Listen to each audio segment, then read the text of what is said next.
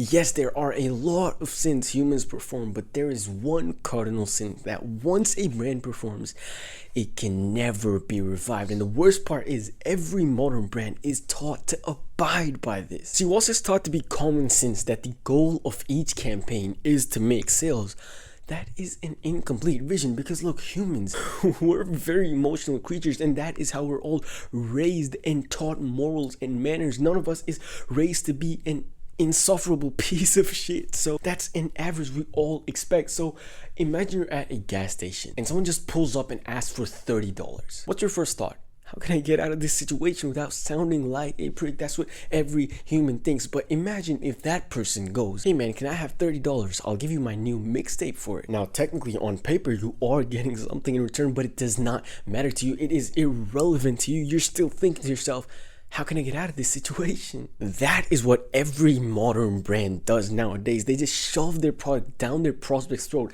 And the worst part is, every brand like this, they claim to be genuinely helping out because they have the best quality. Listen, it's not your prospect's responsibility to solve your company's financial strains. You can't look at them as just a financial gateway. The brands that genuinely show affection, they don't have to deal with any competition. They have to deal with no price comparisons, no customer disloyalty, and they don't have to go overboard with every campaign budget. Here's how you show affection as a brand.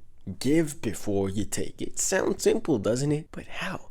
I won't overcomplicate jack shit. Okay, here is very simply how you show affection as a brand. First, find your prospect's dream outcome and despised outcome, and for that, paste these questions into ChatGPT. Then write out 4 to 6 of the biggest problems and the opposing dream outcome of that problem. For example, if the biggest problem is being overweight, the opposing dream outcome of that would be being fit. Once you have 4 to 6 like those written down, write down the method through which your offering will take your prospect from their despised outcome to the opposite dream outcome. Then create free resources that your prospects can use to actually do so. Now, here is how you create those free resources very easily. First, decide what these free resources even will be. Will they be ebooks? Will they be crash courses? Will they be one-on-one discovery calls? Then paste each problem, its opposite dream outcome, the method through which your offering will solve it, and which format you want it